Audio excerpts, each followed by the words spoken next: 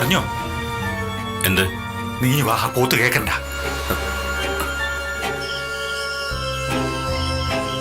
നിന്റെ കെട്ടിയോളും കൊച്ചും ചത്തിട്ടില്ലെന്ന്. ഇത്ര നാളും അവരാശുപത്രിയിലായിരുന്നെന്ന്. അന്ന് ആ കൊച്ചിന്റെ തലപൊട്ടി ചോര വന്നില്ലേ, അതിന്റെ ട്രീറ്റ്മെന്റിലായിരുന്നു. നാശം, എവിടെയെങ്കിലും പോയി തുളഞ്ഞെന്ന് എഴുതിയിരിക്കുമ്പോഴാ. അടുത്ത വാർത്ത കൂടി കേട്ടാ നീ ശരിക്കും ഞെട്ടും. അച്ഛൻ പറയേ. ആശുപത്രിയിൽ നിന്ന് ഇറങ്ങിയ അമ്പിയെയും കൊച്ചിനെയും ഡോക്ടർ ഗൗരി വീട്ടിലേക്ക് കൂട്ടിക്കൊണ്ടുപോയെന്ന്. അതെന്തിന്? അവക്ക് പോകാൻ വേറെ ഇടവില്ലല്ലോ. അപ്പോ അവിടെ മാനസിക അടുത്തെത്തി. അതല്ലടാ ഞാൻ ആലോചിക്കുന്നത്. ആ വീടെന്താ വഴിയമ്പലോ അനാഥാലയമോ മറ്റോ ആണോ? അതെന്താ അച്ഛാ? ആദ്യം മൈനെ അവിടെ ചെന്ന് കയറി, ഇപ്പൊ അമ്പിയെ. ഇതിനിടയിൽ കുറെ നാൾ ആരും അറിയാതെ സിദ്ധാർത്ഥനും. അവരെന്തെങ്കിലുമൊക്കെ ചെയ്യട്ടെ. ഇനി ഒരു 30 പേരെ കൂടെ ആ വീട്ടിൽ കയറ്റി പാർപ്പിക്കട്ടെ. നമ്മുടെ തലയിൽ നിന്ന് ഒഴിഞ്ഞു കിട്ടിയാൽ മാത്രം മതിയല്ലോ. പക്ഷെ ഈ സാഹചര്യം നമുക്ക് ഗുണമാടാ. എന്ത് ഗുണം? നിന്റെ ഭാര്യ അംബികയെ SP ഹരിശങ്കർ അന്യായമൻ കോടതിയിൽ നമ്മൾ ഒരു ഹേബിയസ് കോർപ്പസ് പെറ്റീഷൻ കൊടുക്കുന്നു. എന്നിട്ട് അതിനെ വീണ്ടും കൊണ്ട് എഴുന്നള്ളിക്കണോ? വേണു, നീ നിന്റെ അമ്മയെ പോലെ ആകരുതേ. പറയുന്ന മുഴുവൻ കേക്ക്. എന്നാ അച്ഛൻ പറയ. കോടതിയിൽ ഹാജരാക്കിയാൽ അവൾ എന്തു പറയും? എന്റെ കൂടെ പോരാൻ ഇഷ്ടമല്ലെന്ന് തന്നെ പറയും. അത് തന്നെയാടാ നമുക്ക് വേണ്ടത്. അച്ഛനെന്താ വട്ടാണോ? പിന്നെ എന്തിനാ നമ്മൾ പരാതി കൊടുക്കുന്നേ? അവള് പിന്നെയും ഹരിശങ്കറിന്റെ വീട്ടിലേക്ക് തന്നെ പോട്ടടാ. അങ്ങനെ ഒരു 6 മാസം അങ്ങോട്ട് പോട്ടെ. അത് കഴിയുമ്പോ കുടുംബ കോടതിയിൽ നമ്മൾ വേറൊരു കടലാസം അങ്ങോട്ട് കൊടുക്കുന്നു, ഡൈവേഴ്സ് പെറ്റീഷൻ. ഇത് രണ്ടും തമ്മിൽ എന്താ ബന്ധം? എടാ ചുമ്മാ അങ്ങനെ വിവാഹമോചനം അനുവദിക്കത്തൊന്നുമില്ല. അതിനാധാരമായി സോളിഡായ ഒരു കാരണമുണ്ടായിരിക്കണം. വിവാഹേതര ബന്ധം നല്ല സോളിഡായ ഒരു കാരണമാ. ഹരിശങ്കറും അമ്പിയയും തമ്മിൽ പുറത്തു പറയാൻ കൊള്ളാത്ത ബന്ധമുണ്ടെന്ന് നമ്മൾ കുടുംബ കോടതിയിൽ ആരോപിക്കണം. അതിനുള്ള തെളിവായിട്ട് പഴയ ഹേബിയസ് കോർപ്പസിന്റെ വിധിയുടെ പകർപ്പെടുത്ത് അങ്ങോട്ട് കൊടുക്കണം.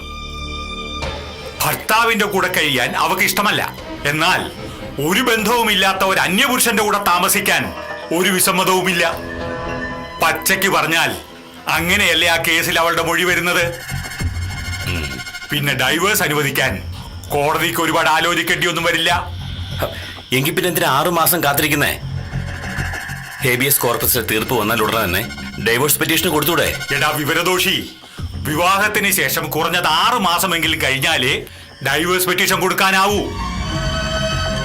ഈ കോടതിയിലൊക്കെ ഒരു കാര്യം.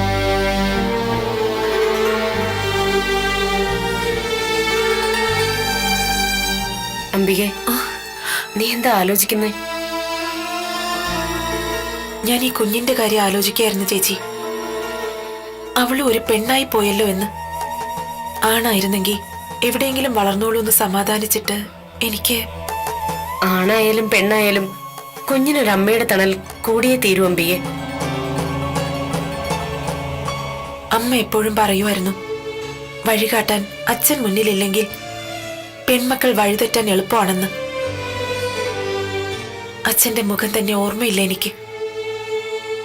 മരിച്ചു പോയതാന്ന് കരുതിയൊരു സമാധാനം ഉണ്ട് അതില്. എന്റെ മോളുടെ കാര്യത്തിലോ? ഇനിയും വേണുഗോപൻ സ്വീകരിക്കുന്ന പ്രതീക്ഷയുണ്ടോ അംബികയ്ക്ക്? ഇല്ല ചേച്ചി, ഈ അടുത്ത കാലം വരെ അങ്ങനൊരു പ്രതീക്ഷ എനിക്കുണ്ടായിരുന്നു. ഇനി അതില്ല. ഒരു കര മുന്നിൽ കാണാതെയുള്ള തുഴച്ചിലായത് എന്റെ മോൾക്ക് വേണ്ടി. ചേച്ചി പറഞ്ഞത് തന്നെ അതിന്റെ ശരി. ആരുടെ മനസ്സ് ബലമായി പിടിച്ചു വാങ്ങാനാവില്ല നമുക്ക്. ഇപ്പോ എനിക്ക് വിഷമമൊന്നുമില്ല ചേച്ചി. ചിലപ്പോ ആലോചിച്ചുകൊണ്ടിരിക്കുമ്പോ തോന്നും, മറ്റേതോ ലോകത്ത് മറ്റാരും അനുഭവിച്ച കാര്യങ്ങൾ അതൊക്കെയെന്ന്. പ്രണയം, പ്രതീക്ഷ, വിരഹം, ഇതൊന്നുമില്ല ഇപ്പൊ എന്റെ മനസ്സിൽ. ഒരുതരം മരവിപ്പ് മാത്രം. എത്ര ഭംഗിയായിട്ടാ ചേച്ചി ആണുങ്ങളൊക്കെ അഭിനയിക്കുന്നത്. നമ്മളെ കൊണ്ടൊക്കെ അതിനെ പറ്റുമോ ചേച്ചി? എല്ലാവരും ഒക്കെ അങ്ങനെ ആവില്ല അംബികെ. ചില ദുരനുഭവങ്ങൾ ഉണ്ടാകുമ്പോ നമുക്ക് തോന്നുന്നതാ അതൊക്കെ. ചേച്ചിക്ക് തോന്നുന്നതാ. ആശിക്കുന്ന പെണ്ണിന്റെ ശരീരം സ്വന്തമാക്കി കഴിയുമ്പോ, അതല്ലെങ്കിൽ അവളുടെ സമ്പത്ത് മുഴുവൻ കൈക്കുമ്പിളിലായി കഴിഞ്ഞ ആണിന് കുടുംബത്തോട് ഒരു വിരക്തി തോന്നും. പലർക്കും പല അളവിലായിരിക്കുമെന്ന് മാത്രം. എന്റെ കാര്യത്തിൽ കുടുംബജീവിതം തുടങ്ങുന്നതിന് മുമ്പ് തന്നെ അതുണ്ടായെന്ന് മാത്രം.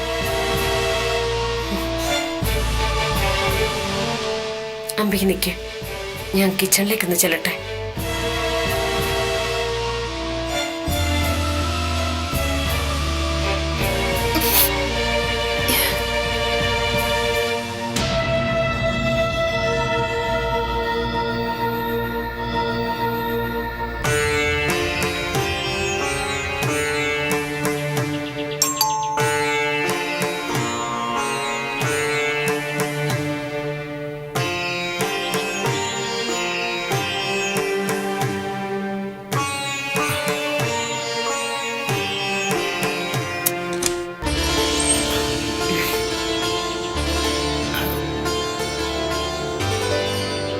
അമ്പികയും മോളും മോളിലുണ്ട്.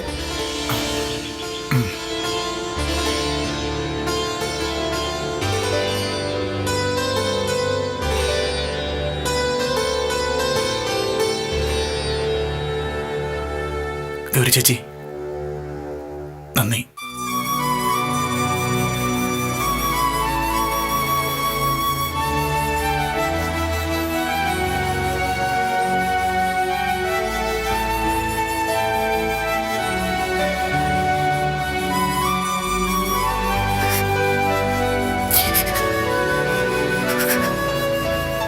അമ്പിയെ, ഏട്ടാ, ഏട്ടാ.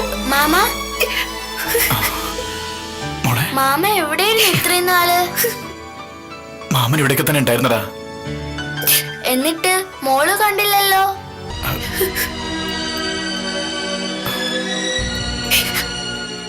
മോളുടെ തല പൊട്ടി ആശുപത്രിയിലൊക്കെ കിടന്നു.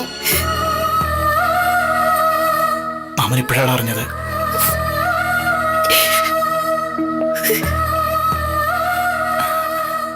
നിനക്കെന്നൊരു വാക്ക് പറയാറുന്നില്ലേ അമ്പികയെ?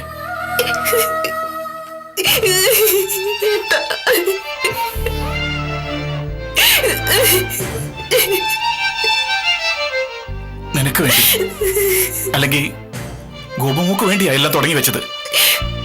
അതിനു വേണ്ടിയാ ഒരുപാട് യാതനകൾ അനുഭവിച്ചത്. എന്നെങ്കിലും നിങ്ങൾക്ക് രണ്ടുപേർക്കും പേടി സ്വപ്നങ്ങളില്ലാതെ ഉറങ്ങാലോ എന്ന് പ്രതീക്ഷിച്ചാ ഇപ്പോഴും ദാ ഞങ്ങൾ ഒരുപാട് പേര് ഉറക്കുളയ്ക്കുന്നത്. അതെല്ലാം വെറുതെ ഒന്ന് തോന്നുക ഇപ്പോ.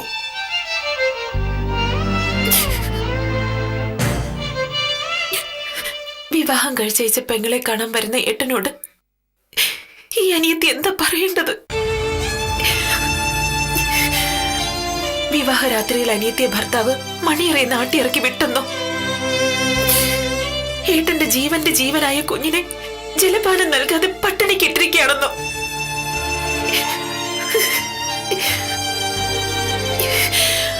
ആ വീട്ടിലെ ഈ അനിയത്തിക്കും കുഞ്ഞിനും ഒരു നായയുടെ വില പോലും ഇല്ലെന്നോ? ഇതെല്ലാം വിശദീകരിക്കുന്നതിൽ എളുപ്പമല്ലേ ഏട്ടാ എല്ലാം രണ്ടു വാക്കിൽ ഒതുക്കുന്നത്? സുഖാണ്, പരമസുഖം.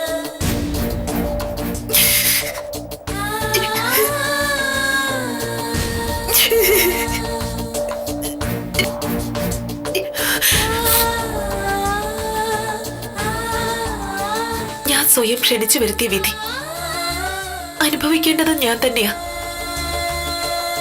പിന്നെ എന്തിനാ ഏട്ടാ നിങ്ങളെയൊക്കെ ഞാൻ കഷ്ടപ്പെടുത്തുന്നത്?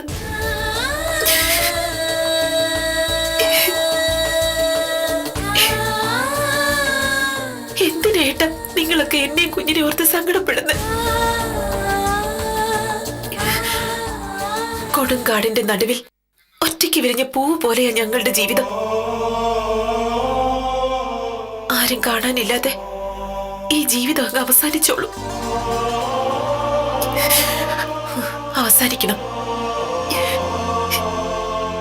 എന്തിനാ ഏട്ടാ നിങ്ങളൊക്കെ കൂടി ഞങ്ങളെ ഇങ്ങനെ സ്നേഹിച്ച് കൊല്ലുന്നത്?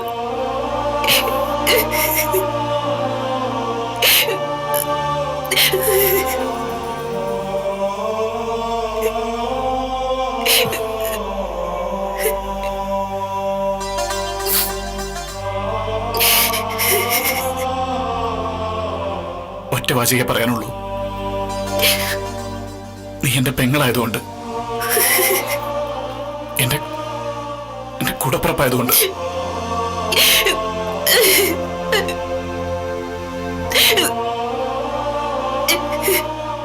എനിക്കൊരു ജീവിതം ഉണ്ടാക്കി തരാൻ വേണ്ടി കുറെ വർഷങ്ങൾ തല്ലിക്കൊഴിച്ച് കളഞ്ഞില്ലേ ഏട്ടൻ?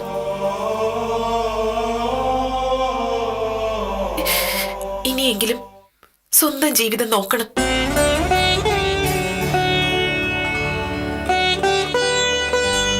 മാനസ അവള് നല്ലവളാ. സ്വന്തം ജീവിതം മാത്രം നോക്കി പോകുന്നവരാ ഇന്നുള്ളവരെല്ലാം.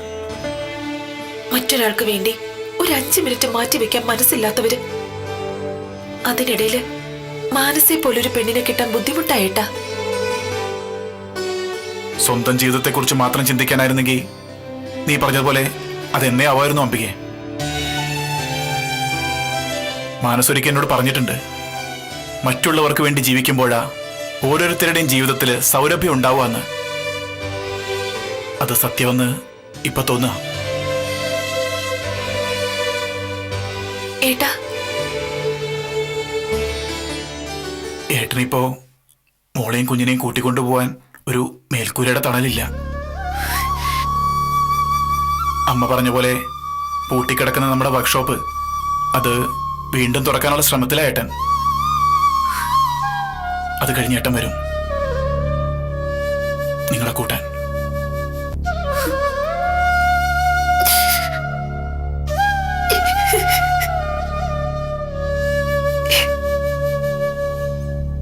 പോട്ടെ മോളൂ.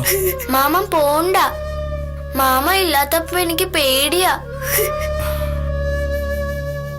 ഇവിടെ പോയാലും മോളിനെ പേടിക്കണ്ട, ഈ മാമനില്ലേ.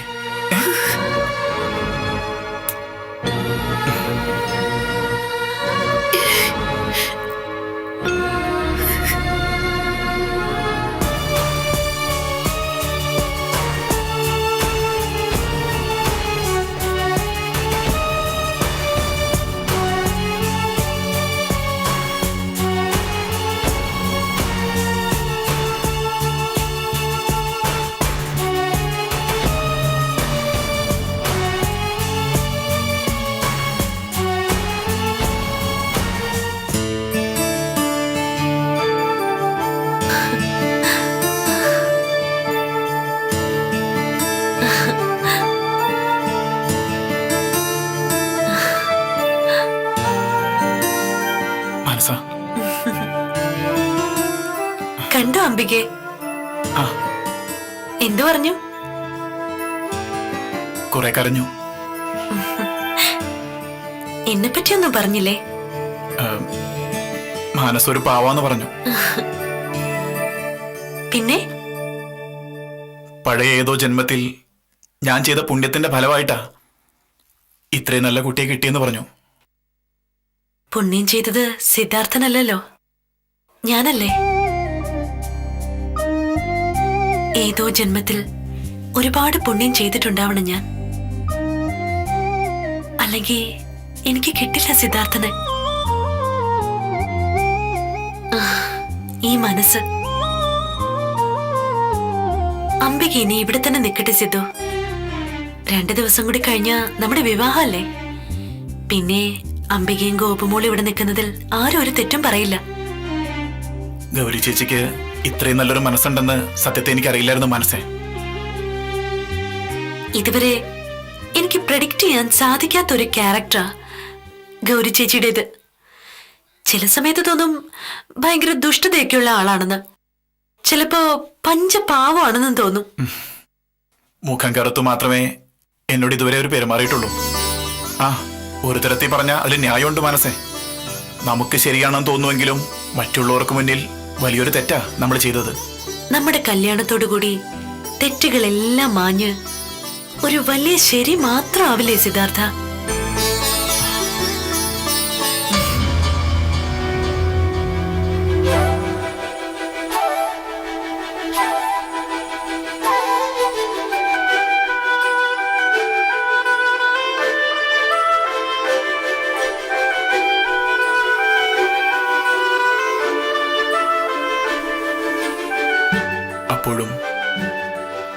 അപ്പോഴും പുതിയ ചില തെറ്റുകളുണ്ടാവും മനസ്സേ.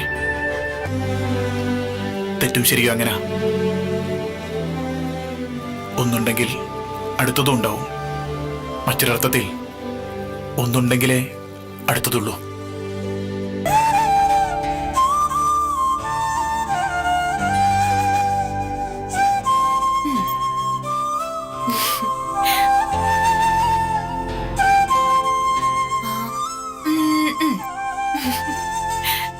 ബെഡ്റൂമില് ജീരകവെള്ളം എടുത്ത് വെച്ചിട്ടുണ്ട്. വേറെന്തെങ്കിലും ആവശ്യമുണ്ടോ? ഇല്ല. മൈന,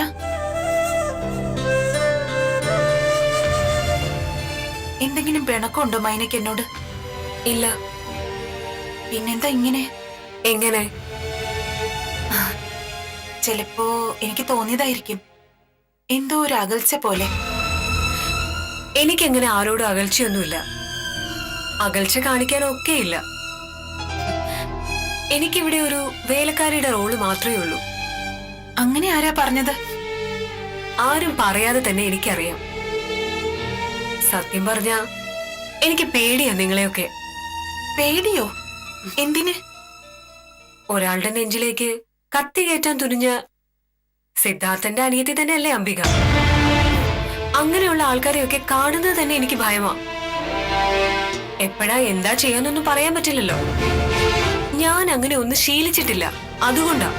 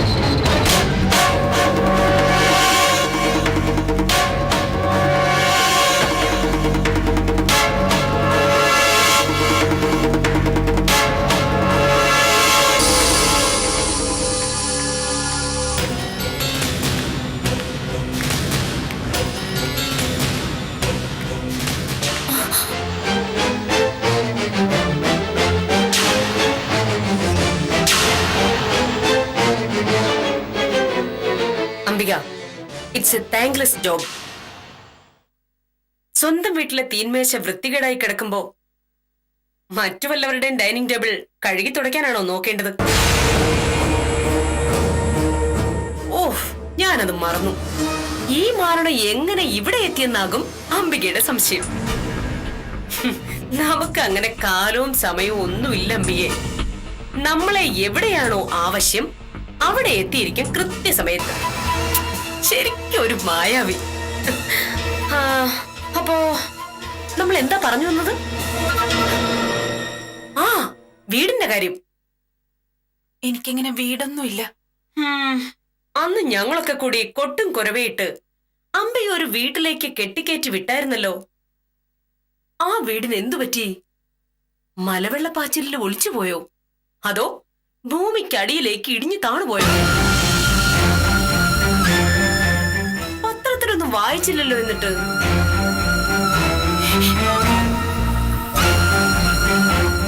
എന്നെ മോളെയും അവിടെ നിന്ന് ഇറക്കി വിട്ടു. ആരാ ഇറക്കി വിട്ടത്? ക്ലാസ് ടീച്ചറോ അതോ പ്രിൻസിപ്പളോ? നീ എന്താ LKG കുട്ടിയോ? ഇറക്കി വിട്ടു, പിച്ചി, മാന്തി എന്നൊക്കെ പറയാൻ. പെണ്ണെ, സ്ട്രേറ്റ് മാറ്ററിലേക്ക് വാ. ഇനി അവിടെ കേറണ്ടെന്ന് പറഞ്ഞു. ആര്? വേണുഗോപനോ? ചിലപ്പോ രണ്ടുപേരും കൂടി ആയിരിക്കും.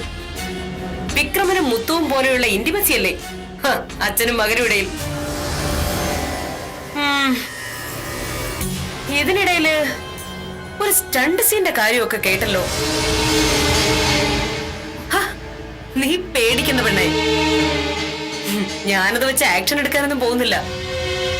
ഭാര്യ ഭർത്താവ് തല്ലിയാൽ കേസില്ലെന്നാണല്ലോ നമ്മുടെ നാട്ടു നടപ്പ്. അതുപോലെ നോക്കിയാ ഭർത്താവാൻ പാടില്ല. നോക്കണ്ട മോളെ, ദേഹത്ത് കൈവച്ച അപ്പ കൊടുത്തോണം തിരിച്ച്. അല്ലെങ്കിൽ ജീവിതകാലം മുഴുവൻ തല്ലുകൊള്ളേണ്ടി വരും. പിന്നെ ഇങ്ങനെ പൂങ്കണ്ണീരും തൂകി മൂക്കും പിഴിഞ്ഞ് നടക്കാം. നെഞ്ചു പൊട്ടി കരയുമ്പോ ഭൂമി പിളർന്ന് താഴോട്ട് പോകാൻ നീ സീതയുടെ മോളൊന്നും അല്ലല്ലോ. ഞാൻ പിന്നെ എന്താ ചെയ്യണ്ടേ? മേഡം തന്നെ പറഞ്ഞതാ. ഓ, നിന്നോട് പറഞ്ഞ മുഴുവൻ ഡയലോഗും എന്റെ എനർജി വേസ്റ്റ്. മോള് തൽക്കാലം ഇപ്പൊ ഒരു കാര്യം ചെയ്യും. വല്ല ബാഗോ കിടുമണിയോ ഒക്കെ കൊണ്ടുവന്നിട്ടുണ്ടെങ്കിലേ അതും പെറുക്കി കിട്ടി എന്റെ കൂടെ വാ. കൂട്ടത്തില് ആ കൊച്ചിനെ കൂടെ എടുത്തു. നമ്മൾ നേരെ പോകുന്നത് വേണുഗോപന്റെ വീട്ടിലേക്കാ. ഇനി മോള് വന്നില്ലെങ്കിലും എന്റെ വണ്ടി വേണുഗോപന്റെ വീട്ടിലേക്ക് തന്നെ പോകും.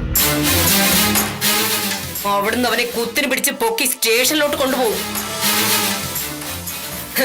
അതിനെ സുഷമയ്ക്ക് യൂണിഫോമിന്റെ ബലമൊന്നും വേണ്ട. സിവിൽ ഡ്രസ് തന്നെ ധാരാളം.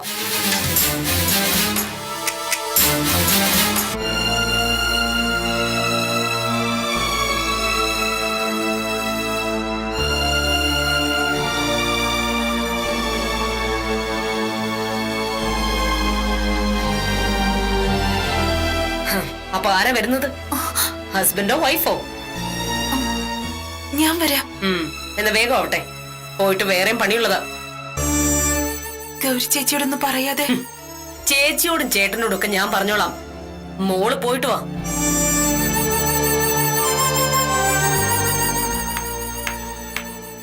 Stop there. നിന്നോട് അവിടെ നിൽക്കാനാ പറഞ്ഞത്. ഒരു പണിയും പാതിയിൽ നിർത്തിക്കളയുന്നത് സുഷമയ്ക്ക് ഇഷ്ടമല്ല ഡോക്ടറെ. ഒരു സൈഡിൽ നിന്ന് തുടങ്ങിയ പിന്നെ അത് തീർന്നിട്ടേ നിർത്താറുള്ളൂ. മതിയടി നിന്റെ കവലപ്രസംഗം. ആരും ക്ഷണിക്കാതെ ഒരു ദിവസം ഈ വീട്ടിലോട്ട് തള്ളിക്കേറി വന്ന ദിവസം പുള്ളി കുത്തി വച്ചതാ നിന്ന് ഞാൻ. മാനസികമായിട്ടുള്ള അഡ്ജസ്റ്റ്മെന്റിൽ കല്യാണ മണ്ഡപത്തിൽ നീ സെറ്റിട്ട് നടത്തിയ നാടകത്തിൽ പൊട്ടിയത് ലക്ഷങ്ങൾ മാത്രമല്ല, ഈ കുടുംബത്തിന്റെ അഭിമാനം കൂടിയാ. വേണുഗോപൻ കഴുത്തിൽ താലി കെട്ടിയിരുന്നെങ്കിൽ ഭദ്രമാകുമായിരുന്നു മാനസയുടെ ജീവിതം. അതിനൊക്കെ എന്തെല്ലാം വഴികളുണ്ട്. മാനസിക്ക് ബോധ്യപ്പെട്ട കാര്യമാണെങ്കിൽ ഇരു ചെവി അറിയാതെ കല്യാണം ഒഴിയായിരുന്നില്ലേ? അത് നിങ്ങളുടെ വഴി, സുഷമയുടെ വഴി വേറെ. നിങ്ങൾ പറഞ്ഞതുപോലെ ചെയ്തിരുന്നെങ്കിൽ അംബികയ്ക്കൊരു ജീവിതം കിട്ടുമായിരുന്നു. ആ കുഞ്ഞിന് ഒരു അച്ഛനെ കിട്ടുമായിരുന്നു. ആർക്കടി കിട്ടിയത് ജീവിതം? കല്ലിലടിച്ച പൂക്കല പോലെ മനസ്സും ശരീരവും തകർന്ന ഒരമ്മയെയും കുഞ്ഞിനെയും കാണാം നിനക്ക് ഈ വീടിന്റെ ഏതെങ്കിലും ഒരു കോണിൽ. പോയി കണ്ണു നിറച്ച് കാണു. നീ കാണാൻ മാത്രമല്ല, അവരെ കൊണ്ടുപോകാൻ വേണ്ടി കൂടിയാ സുഷമ വന്നിരിക്കുന്നേ. അത് ഏതെങ്കിലും ഒരു കോണിൽ കൊണ്ടുപോയി ഇടാനല്ല, വേണുഗോപന്റെ വീടിന്റെ പൂമുഖത്ത് കത്തുന്ന നിലവിളക്കിന്റെ പ്രഭയോടെ തെളിച്ചു നിർത്താനാ. നടക്കില്ല. ഈ വീട്ടിൽ നിന്ന് അംബികയും കുഞ്ഞിനെയെന്നല്ല, ഗൗരിയുടെ അനുവാദം ഇല്ലാതെ ഒരു ഈച്ചയെ പോലും പിടിച്ചോണ്ട് പോകാൻ നിനക്ക് കഴിയില്ല. കൊണ്ടുപോയിരിക്കും ഞാൻ മാഡം. വേണ്ട, കളപ്പുരയ്ക്കൽ ഗൗരിയോട് കോർക്കാൻ നീ യൂണിഫോമിൽ മുക്കുന്ന കഞ്ഞിപ്പശയുടെ കട്ടി പോരെ നിനക്ക്. കളപ്പുരയ്ക്കൽ ഗൗരിയോടൊന്നല്ല, ആരോട് കോർക്കാനും സുഷമയ്ക്ക് യൂണിഫോമിലെ കഞ്ഞിപ്പശയുടെ കട്ടിയൊന്നും വേണ്ട മാഡം. വിയർപ്പൊഴുക്കി അധ്വാനിച്ച പണം കൊണ്ട് കുഞ്ഞുനാളിൽ അച്ഛൻ കോരിത്തന്ന 2 കുമ്പിൾ കഞ്ഞിയുടെ ശക്തി മതി. അത്രയ്ക്കൊന്നും പോകണ്ട മാഡം. പീഡിപ്പിക്കപ്പെടുന്ന സ്ത്രീകൾക്കും കുഞ്ഞുങ്ങൾക്കും നീതി കൊടുക്കാൻ എണ്ണമറ്റ സംവിധാനങ്ങളുള്ള നാട് നമ്മുടേത്. ഒരൊറ്റ ഫോൺ കോൾ മതി ചൈൽഡ് ഹെൽപ്പ് ലൈനും ബാലാവകാശ കമ്മീഷനും വനിതാ കമ്മീഷനും ഒക്കെ പറന്നിങ്ങെത്താൻ. ഭർത്താവിനെ രക്ഷിക്കാൻ വേണ്ടി അംബിക കള്ളം പറഞ്ഞാലും തിരിച്ചും മറിച്ചും 2 വട്ടം ചോദിക്കുമ്പോ തത്ത പറയുന്നത് പോലെ സത്യം പറഞ്ഞു പോകും ആ കുഞ്ഞ്. നല്ലൊരു വാർത്തയായിരിക്കും പത്രക്കാർക്കും ചാനലുകാർക്കും. ഇത്രയുമൊക്കെ പീഡനത്തിന് ഇരയായ അമ്മയെയും കുഞ്ഞിനെയും എല്ലാം അറിഞ്ഞിട്ടും ഒരു പരാതിയും നൽകാതെ പാർപ്പിച്ചിരിക്കുന്നത് ജില്ലാ പോലീസ് മേധാവിയുടെ വസതിയിൽ. പീഡനത്തിന് ഇരയായ കുഞ്ഞിനെ ചികിത്സിച്ചത് SP-യുടെ ഭാര്യയുടെ മേൽനോട്ടത്തിൽ. പിന്നെ വേണമെങ്കിൽ ഓരോ പത്രക്കാരുടെയും ഭാവന അനുസരിച്ച് ഉപകഥയും മെനഞ്ഞുണ്ടാക്കാം. അനിയത്തിയുടെ പ്രതിശ്രുതവരനെ തട്ടിയെടുത്ത അംബികയോട് SP-ക്ക് വൈരാഗ്യമുണ്ടായിരുന്നുവെന്നോ പീഡനത്തിന് കൂട്ടുനിന്നോ അങ്ങനെ എന്തെങ്കിലുമൊക്കെ. പണി പോലീസിലായതിന്റെ തിളപ്പാ നിനക്ക്. ഞാനത് തണുപ്പിച്ചു തരാം. ഇത് തിളപ്പോ അഹങ്കാരം ഒന്നും അല്ല മാഡം, അഭിമാനം മാത്രോ. ഒരു സ്ത്രീ എന്ന നിലയിലുള്ള അഭിമാനം.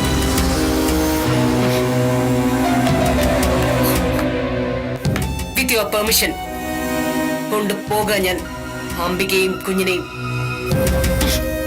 അവളുടെ ഒരു ലീഗൽ പ്ലേ മൈ ഫുഡ്. സുഷമയ്ക്ക് വലിയ ഇംഗ്ലീഷ് ഒന്നും പിടിയില്ല മാഡം, പക്ഷേ ഡോക്ടറോട് പറയാൻ മാത്രമുള്ള ഇംഗ്ലീഷ് ഒക്കെ പഠിച്ചിട്ടുണ്ട്. അത് ഇത്രേ ഉള്ളൂ. Give respect and take respect എന്ന്. ആദരവ് കൊടുത്ത് ആദരവ് നേടണമെന്ന്. നീയെന്നും എടിയൊന്നും ഒക്കെ ചുമ്മാതങ്ങ് കയറി വിളിച്ചു കളയല്ലേ. അത് പോലീസിനെയാണെന്ന് ഓർമ്മിച്ചേക്കണം.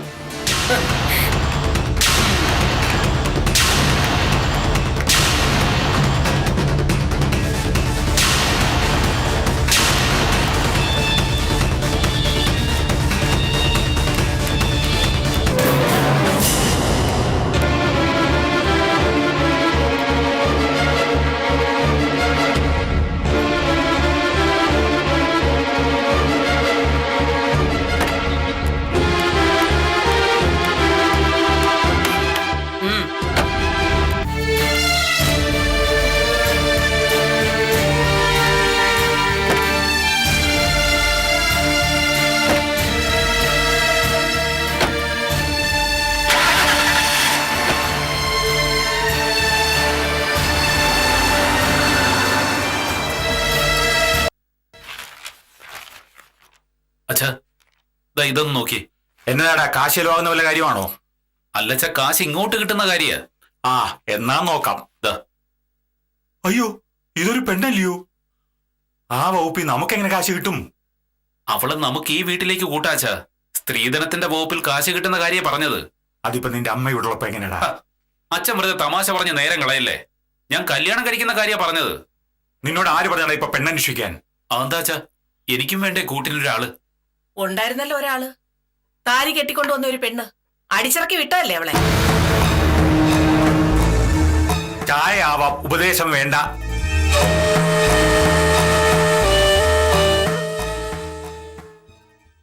ആ, മോന്റെ പരിപാടി എന്താണെന്ന് കൂടെ പറ.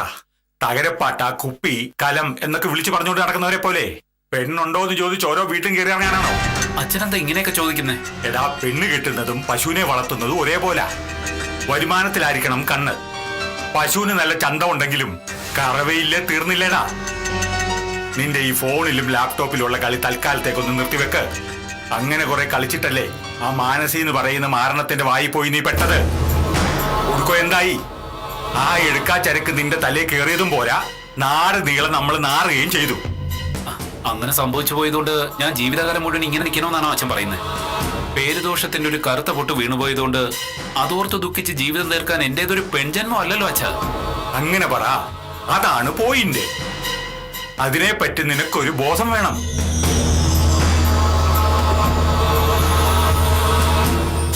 സാധാരണക്കാര് പറയും പെണ്ണ് കാണാൻ പോകുമ്പോ പെണ്ണിനെ അല്ല പെണ്ണിന്റെ അമ്മയെ നോക്കണമെന്ന്. പെണ്ണിന്റെ അമ്മ നല്ല തടിച്ചിയാണെങ്കിലേ 10-20 കൊല്ലം കഴിയുമ്പോ പെണ്ണും അതുപോലെ ചക്കപ്പോത്തിനെ പോലെ ആവും. അവിടെ ആ പെണ്ണിന്റെ അമ്മയെ നോക്കണമെന്ന് പറയുന്ന പോയിന്റ്. എന്നാൽ അരവിന്ദാക്ഷൻ പറയും പെണ്ണോ പെണ്ണിന്റെ അമ്മയോ ഒന്നുമല്ല, പെണ്ണിന്റെ അച്ഛനെ നോക്കണമെന്ന്. അയാൾ ഇതുവരെ എന്തുണ്ടാക്കി, ഇനി എന്തുണ്ടാക്കാൻ പോകുന്നു, കാറ്റ് പോകുന്ന നേരത്ത് നമുക്ക് ഇങ്ങോട്ട് എത്ര പോരും എന്നൊക്കെ. അതാണ് അരവിന്ദാക്ഷന്റെ പോയിന്റ്. അതുകൊണ്ട് ഇനി നീയല്ല, ഈ അരവിന്ദാക്ഷൻ പെണ്ണന്വേഷിക്കും. ചട്ടിയാണെങ്കിലും പൊട്ടിയാണെങ്കിലും നീ ഒന്ന് നിന്ന് തന്നാ മതി. അച്ഛൻ പറയുന്ന ഏത് മറുതയുടെ കഴുത്തിലും താലി കെട്ടാൻ ഈ വേണുഗോപൻ റെഡിയാ.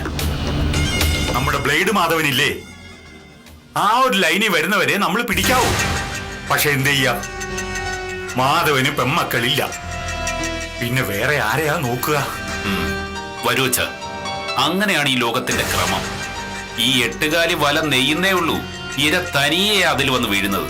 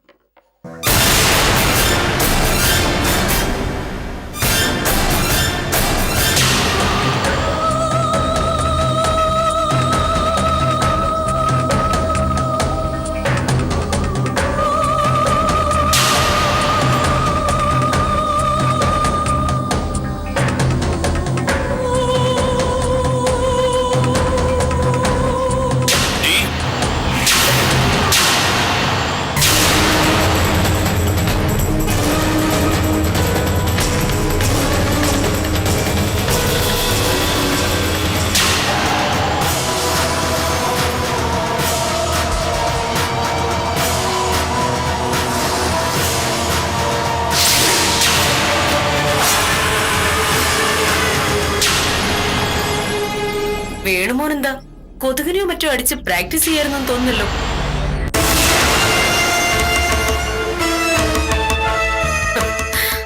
ഹ, അതെന്ത് പണിയാ വേണു. മുന്നോട്ട് വെച്ച കാല് മാത്രമല്ല, കൈയും നമ്മൾ പിന്നോട്ട് വലിക്കാൻ പാടില്ല. അങ്ങനെയാ ആണുങ്ങള്, ശരിക്കുള്ള ആണുങ്ങള്. ഇനി ഏതെങ്കിലും ഫൈറ്റ് സീന്റെ തുടക്കം മറ്റോ ആയിരുന്നോ? ഇതൊരു അടിപൊളി ലൊക്കേഷനാ. മിക്കവാറും ഫൈറ്റ് സീനൊക്കെ ഉണ്ടെന്ന് കേട്ടു. ആരാ ഇതിന്റെ സംഘടന സംവിധാനം? ത്യാഗരാജനോ അതോ മാഫിയ ശശിയോ? അയ്യോ സാറോ, ഞാനതൊക്കെ മറന്നു. അരവിന്ദാക്ഷൻ സാർ ഇവിടെ ഉള്ളപ്പോ എന്തിനാ ത്യാഗരാജനും മാഫിയ ശശിയും ഒക്കെ? പക്ഷേ ഒറ്റ കുഴപ്പമുണ്ട് അരവിന്ദാക്ഷൻ സാറേ. സാധാരണ സ്ഥിരം ഫൈറ്റ് നടക്കുന്ന ലൊക്കേഷനിലൊക്കെ കുറെ പഴയ ടയറും ട്യൂബും ഒക്കെ കെട്ടിയിടാറില്ലേ ഒരു ഷോയ്ക്ക്? അതൊന്നും ഇവിടെ കാണാനില്ല. അതും അല്ലെങ്കിൽ ഫൈറ്റ് നടക്കുമ്പോ തല്ലി പൊട്ടിക്കാനായിട്ട് കുറച്ച് ഗ്ലാസ് ടേബിളും പാത്രങ്ങളും ഒക്കെ നിരത്തി വെക്കാമായിരുന്നില്ലേ? ഇതിപ്പോ അരവിന്ദാക്ഷൻ സാറ് മാഫിയ ശശിക്ക് പകരം വെറും ശശിയായി. ഇവിടെ ഫൈറ്റ് നടക്കണോ ഫാൻസി ഡ്രസ് നടക്കണോ എന്നൊക്കെ തീരുമാനിക്കുന്ന ഒറ്റ ഒരാളാ ഈ അരവിന്ദാക്ഷൻ. എന്റെ പൊന്നു മോളിപ്പോ ഇവിടുന്ന് ഇറങ്ങി തന്നെ.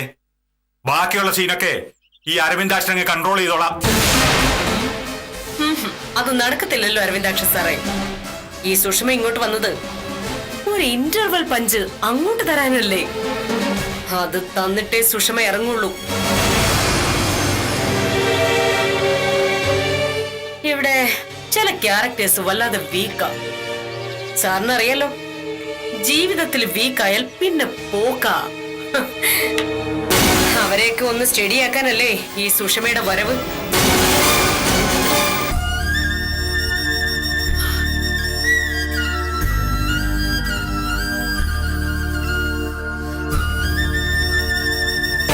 ഒരുപാടങ്ങ് കത്തിക്കയറല്ലേ. ഒരു പെണ്ണാണെന്നുള്ള ഓർമ്മ വേണം. ഓർമ്മയുണ്ട് അരവിന്ദാക്ഷ. ഓർമ്മ മാത്രമല്ല, അഭിമാനവും. ഏതാണ്ട് അഹങ്കാരത്തിന് തൊട്ട് താഴെ വരെ വരുന്ന അഭിമാനം. നമ്മുടെ ഈ രാജ്യത്തെ നിയമങ്ങളും നീതിന്യായ വ്യവസ്ഥയും ഒക്കെ അതിന്റെ ഉറപ്പ് കൂട്ടുന്നുണ്ട്. ഞെക്കി വിളിക്കുന്ന ഒരു സാധനം ഇയാളുടെ പോക്കറ്റിലും കിടക്കുന്നുണ്ടാവുമല്ലോ, മൊബൈൽ ഫോൺ. വാങ്ങുന്നത് ഏത് കമ്പനിയുടെ ഫോണാണെങ്കിലും കോണ്ടാക്ട് ലിസ്റ്റിൽ W എന്നൊരു അക്ഷരം ഞെക്കിക്കൊടുത്താൽ വിമൻസ് ഹെൽപ്പ് ലൈൻ എന്ന് പറഞ്ഞൊരു നമ്പർ വരും. 1091 ഡീഫോൾട്ട് സെറ്റിംഗാ. ആ നമ്പറിൽ ഒരു പെണ്ണിന്റെ കൈവിരൽ അറിയാതെയാണെങ്കിലും ഒന്ന് തൊട്ടുപോയാൽ പാഞ്ഞു വരും പോലീസും പത്രക്കാരും ഒക്കെ. പെണ്ണ് പറഞ്ഞതൊന്നും ചെയ്തിട്ടില്ല എന്ന് തെളിയിക്കേണ്ടത് പിന്നെ നിങ്ങൾ ആണുങ്ങളുടെ ബാധ്യതയാണ്.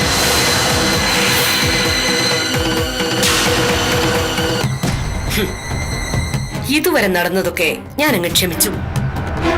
പക്ഷേ ഇനി ഇവളുടെയോ കുഞ്ഞിന്റെയോ ദേഹത്ത് ഒരു തരി മണ്ണു വീണെന്നറിഞ്ഞാൽ പിന്നെ നീ പുറം ലോകം കാണില്ല. അതിനെ പോലീസ് യൂണിഫോമിന്റെ പിൻബലമൊന്നും വേണ്ട. ഈ കൈ ഇങ്ങനെ ചുരുട്ടിപ്പിടിച്ചാൽ മാത്രം മതി.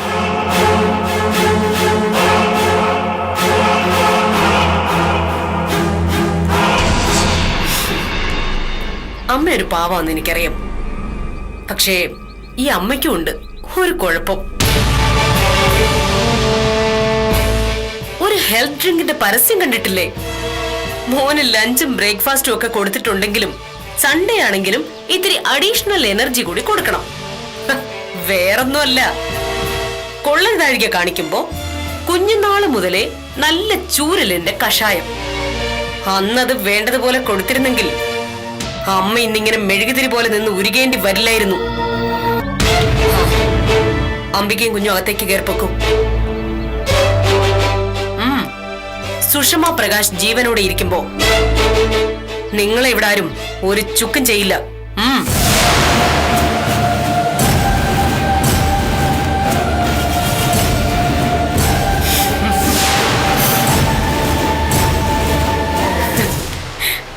ഇത് അരവിന്ദാക്ഷ ഞാൻ പറഞ്ഞ ഇന്റർവെൽ പഞ്ച്.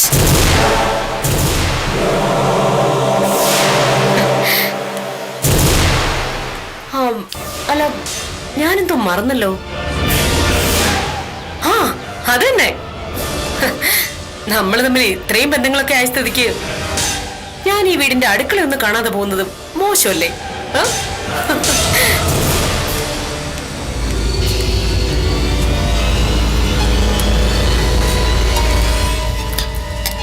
ഉല്ലാസപ്പൂത്തിരികൾ കണ്ണിലണിഞ്ഞവളെ, ഉന്മാദത്തേനലുകൾ ചുണ്ടിലണിഞ്ഞവളെ. ദേവയാനി ചേച്ചിക്ക് എന്താ ഇത്ര ഉല്ലാസം? ആരാ മനസ്സിലായില്ലല്ലോ? ഓ ഞാനതങ്ങ് മറന്നു. എന്ത് ദേവയാനിയുടെ സാമ്രാജ്യമാണല്ലോ. അനുവാദം കൂടാതെ അകത്ത് കിടന്നാൽ ശിക്ഷിക്കപ്പെടും അല്ലേ? നിന്ന് വാചകം അടിക്കാതെ കാര്യം എന്താന്ന് വെച്ചാ പറഞ്ഞു പോകച്ചേ, എനിക്ക് വേറെ പണിയുള്ളതാ. ഹാ എന്നെ അറിയില്ലെങ്കിലും ദേവയാനി ഒരു പക്ഷേ ഇവരെ അറിയുമായിരിക്കും.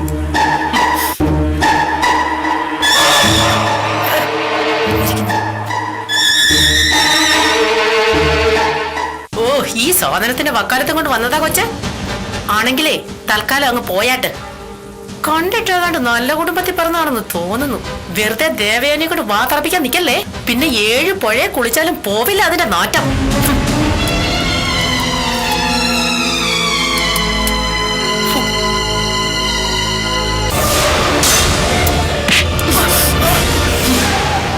വിടു കൊച്ചേ. സുഷമയ്ക്ക് വാ തുറന്നല്ല കൈവച്ച ശീലം. വച്ചുപോയാ പിന്നെ തിരിച്ചിങ്ങോട്ടെടുക്കാൻ കുറച്ച് സമയമെടുക്കുകയും ചെയ്യും. അത് പറയാൻ നിങ്ങളാരാ? ഒരു കുഞ്ഞ് CI, പേര് സുഷമ പ്രകാശ്.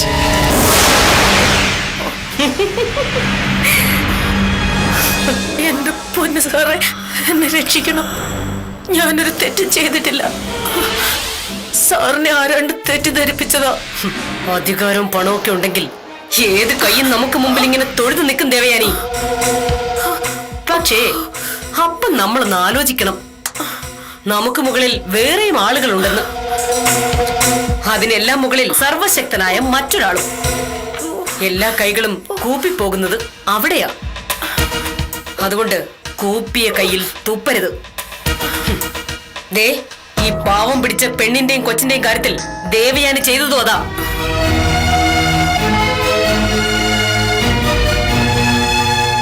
ഞാൻ എന്ത് വേണോന്ന് ഇവിടുന്ന് പറഞ്ഞാ മതി. അതൊന്നും വേണ്ട. ദേവയാനി കാര്യങ്ങളൊക്കെ ശരിക്കും ഒന്ന് മനസ്സിലാക്കിയിരുന്നു. അതാരാ? ഇവിടുത്തെ കൊച്ചമ്മ സാവിത്രി ചേച്ചി. അപ്പോ മറ്റേതോ? അംബിക. ശരിക്ക് കേട്ടില്ല, ഒന്നുകൂടെ പറഞ്ഞേ. വേണുമോന്റെ ഭാര്യ, ഇവിടുത്തെ കൊച്ചമ്മ. കണ്ടോ കണ്ടോ, ദേവയാനിക്ക് കാര്യങ്ങളൊക്കെ എത്ര എളുപ്പത്തിൽ പിടികിട്ടി. ഇനി ഇതില് മാറ്റമൊന്നും ഉണ്ടാവില്ലല്ലോ അല്ലേ? അയ്യോ ഇല്ല ഇല്ല.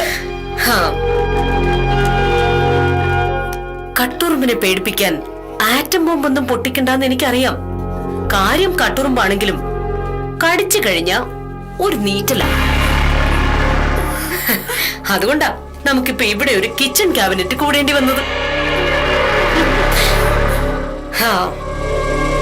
ഇനി ഇങ്ങനെ ഒരു അവസരം ദേവയാനിയായിട്ടുണ്ടാക്കരുതേ. ഉണ്ടാക്കിയാൽ ഉണ്ടാക്കില്ല.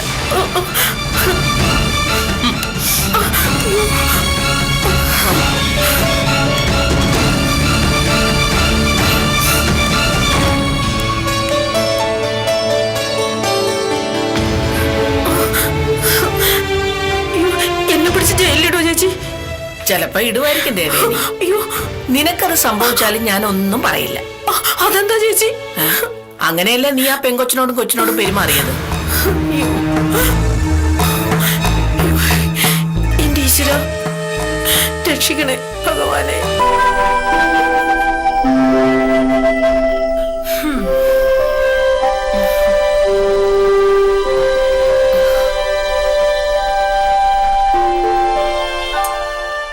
മാനസ, എന്താ വിളിച്ചത്? നിന്നോടൊന്ന് സംസാരിക്കാൻ. പറഞ്ഞോളൂ മാനസ.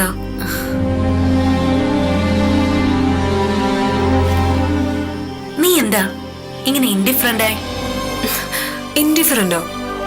മാനസയ്ക്ക് തോന്നുകയാവും. മുൻപൊന്നും നമ്മൾ ഇങ്ങനെയൊന്നും ആയിരുന്നില്ലല്ലോ മൈനെ. ആ, എന്തെല്ലാം കാര്യങ്ങൾ നമ്മൾ പരസ്പരം പങ്കുവെക്കുമായിരുന്നു. നമ്മുടെ സ്വപ്നങ്ങൾ, സങ്കല്പങ്ങൾ, പ്രതീക്ഷകൾ, ആഗ്രഹങ്ങൾ, അങ്ങനെ എന്തെല്ലാം. മുമ്പത്തേതുപോലെ അല്ലല്ലോ മാനസ ഇപ്പോ. നമ്മൾ കുറച്ചെങ്കിലും അകലേണ്ട സമയമായിരിക്കുന്നു. നാളെ മാനസയുടെ വിവാഹമാണ്. അതുകൊണ്ട് എന്താ മൈനെ? സിദ്ധാർത്ഥൻ നിനക്കും അറിയാത്ത ആളല്ലല്ലോ. അത് സമ്മതിച്ചു മാനസ. പക്ഷേ കുറച്ചൊരകലം ഉണ്ടായിരിക്കുന്നതാണ് എല്ലാ ബന്ധങ്ങളുടെയും ഭദ്രതയ്ക്ക് നല്ലത്. മറ്റൊന്നും പറയാനില്ലെങ്കിൽ ഞാൻ പൊയ്ക്കോട്ടെ മാനസ. ആ, നമുക്ക് കുറച്ചു നേരം ഇവിടെ ഇങ്ങനെ നിൽക്കാം മൈന. എനിക്ക് ചെറിയ കോൾഡ് ഉണ്ട് മാനസ. മഞ്ഞത്ത് നിന്നാ കൂടും.